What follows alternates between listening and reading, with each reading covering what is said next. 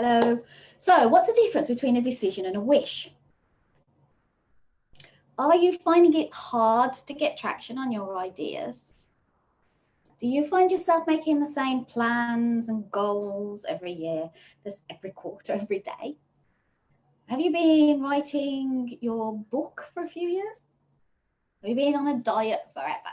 Me, that's me. Do you download loads of tracking apps to sync up with your Fitbit, your iPhone, and yet you still spend hours watching back-to-back Games of Thrones? Are you tracking your meditation hours? Your water intake? The colour of your poo? But you're still overweight? Yeah, non-famous and non-authored. Look, I don't think your lack of traction is anything to do with willpower or lack of, nor the wrong tracking apps, nor the people you're hanging out with, or the books you're reading, or the mantras you tell yourself daily. I really don't. You know, I think the problem is that you haven't made a decision, you've made a wish. And unless you're in a Disney film, wishes don't come true.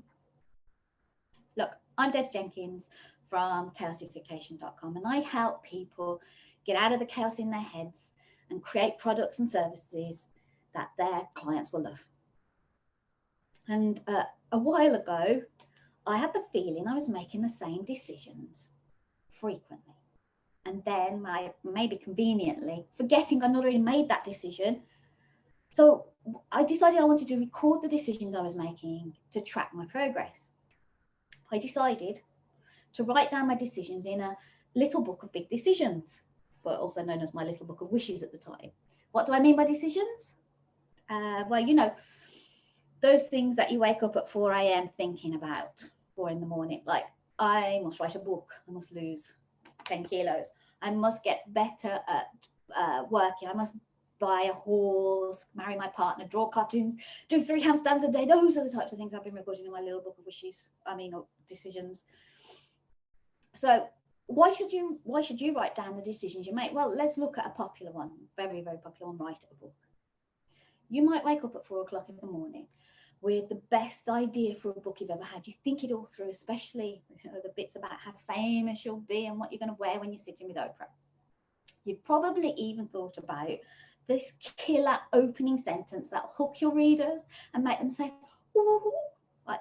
So you make a decision right there and then, 4 o'clock in the morning, to write your book. And you go back to sleep. You wake up at 7:30 with a dog licking your face, feeding the horses that you bought, and get on with your day job. And all thoughts of your decision are put aside till 4 o'clock the next morning. I know, I've been there. Now, to break this wishing cycle, it's a bit like the washing cycle, it is really important. So I propose that you get up when you make the decision at 4 a.m., whenever it is, and you write that decision down in your big book of decisions. And then you go back to sleep. You carry on with whatever you were doing or whatever it is we're doing. And you do this for a couple of weeks, let's say a month. Then after a month, you review the decisions made and to see if there are any patterns. Do you keep making the same decisions? Have you made any progress in any of those decisions?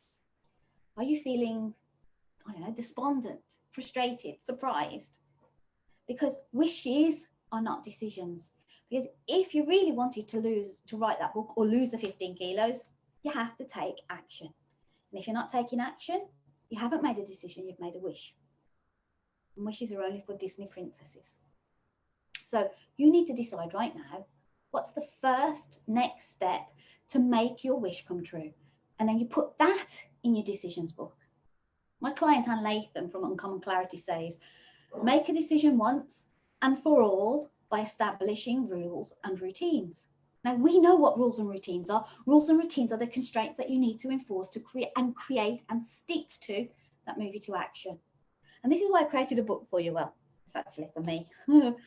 It's the little book of big decisions. And this is a place where, you can jot down your decisions and keep track of them. It's in prototype right now and will be available soon. But remember, let's summarize this now. Remember, we talked about this before. Constraints are good for you. Boundaries are essential. And it's only action that's going to make your wishes come true. So let me ask you now, what are you going to do today to make your wishes come true?